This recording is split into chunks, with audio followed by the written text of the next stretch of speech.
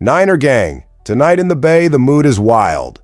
The 49ers got the win, the standings look better, and the path to the playoffs is open, but nothing about this feels calm or simple.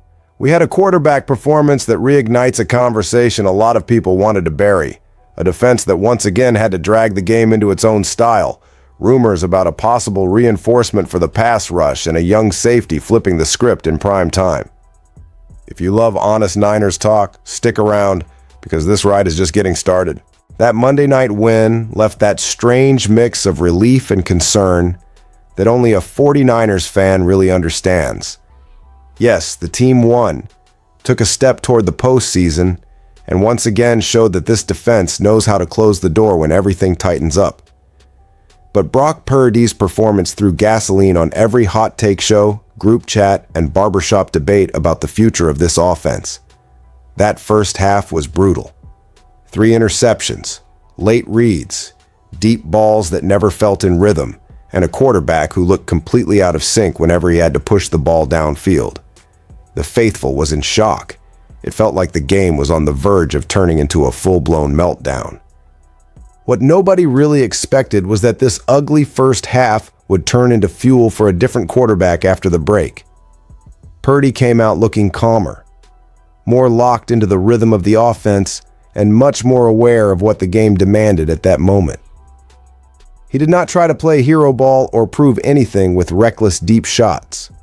He embraced long drives, short passes, high percentage throws, and clock control. The Niners leaned into a more conservative philosophy, took the air out of Carolina, and turned that game into something the defense could completely dominate. But here is the problem. Out in the public debate, nobody cares about nuance. The people who already wanted to poke at Purdy got exactly what they needed.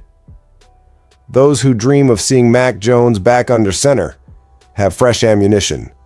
The ones who never fully bought into Purdy as the long-term guy can now point to this game and say, "See, this is what happens when the system cannot hide him."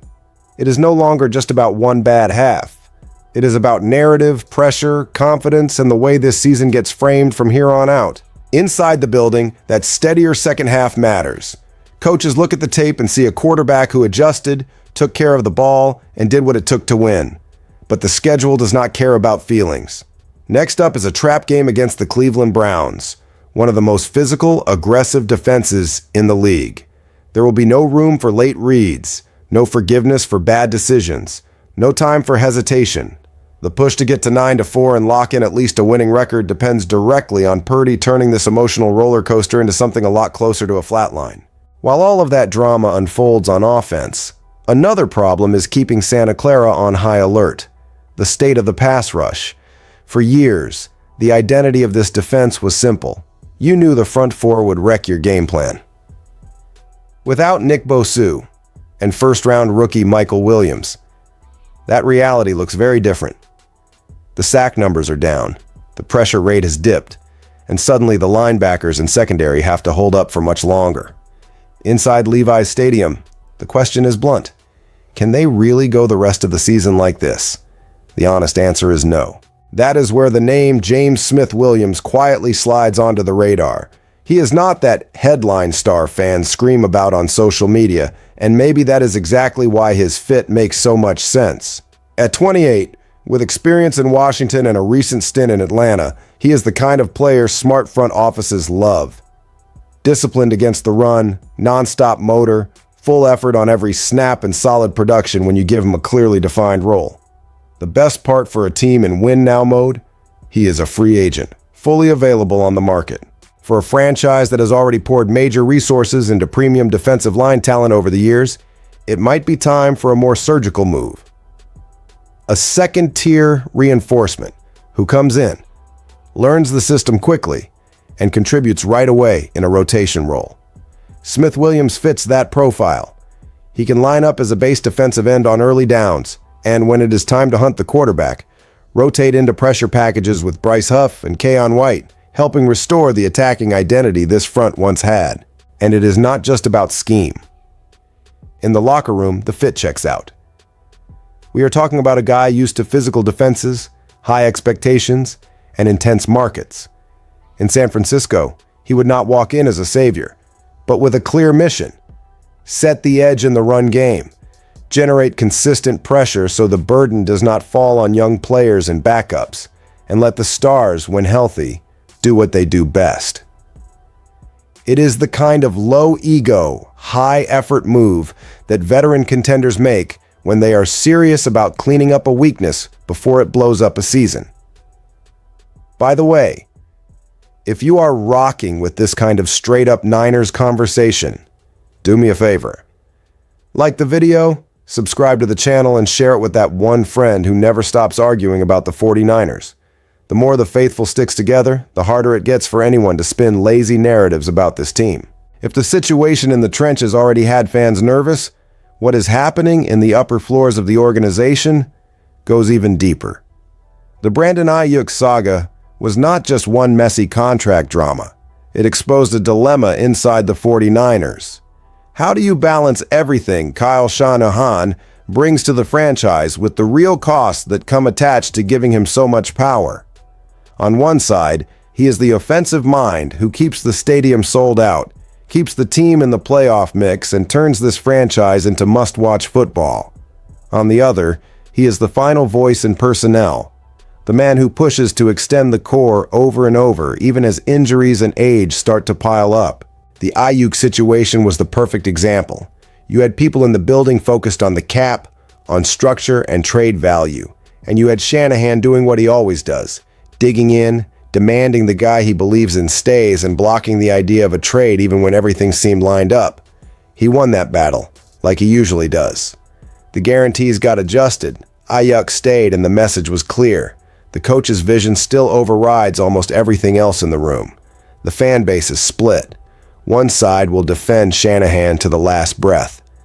They remember the Super Bowl runs, the fun offenses, the fact that before he arrived, this franchise was a punchline. The other side looks at the constant injuries, the questionable drafts, the gamble on quarterbacks who do not quite cross that next threshold, and the way the offensive line always seems one step behind. That group has the uncomfortable take. Maybe Shanahan the coach is being undercut by Shanahan the roster architect. And there is a quiet fear hanging over all of this. Everyone knows that if you walk into Shanahan's office and say, "We are bringing in an outside general manager with final say over personnel," he might just say, "Then I will see what my options are." Half the league would line up to hand him a new job. The York family knows that. The front office knows that. And at the same time, they also know that giving one man that much unchecked power has real financial and competitive consequences, as the core ages and the bill for all those extensions keeps coming due. In the middle of all that, on a night when the offense tried its best to light everything on fire, one player a lot of people had already written off chose the best possible way to answer: on the field. Gia Brown, the young safety who had been a punching bag for critics for months, flipped the script under the bright lights of Monday Night Football and delivered the type of performance that can change a season. While the offense imploded in the first half, Brown quietly set the tone for the defense. With Purdy throwing 3 interceptions and gifting the Panthers prime field position, Brown turned into the emergency brake. First, he erased a sure touchdown with a brilliant interception in the end zone, reading Bryce Young like he had already seen the play on film a dozen times. Later, he came back with another pick over the middle, cutting off a late Carolina push and putting the game on ice. It was instincts, film study, and raw courage all showing up at once. The kind of night that separates guys who just wear the jersey from guys who redefine what that jersey means. And it was not just fans who noticed. Shanahan said it felt like Brown's best game as a Niner. George Kittle talked about the grind, the ugly days, the moments when fans are on your back, and you still show up, put the helmet on, and work. Those stories never make the highlight reels, but inside a locker room, that is the kind of thing that earns you deep respect. The numbers back it up. Brown is giving up very few yards per reception, ranks near the top among safeties in average depth of tackle, and has become a useful blitzer in specific packages.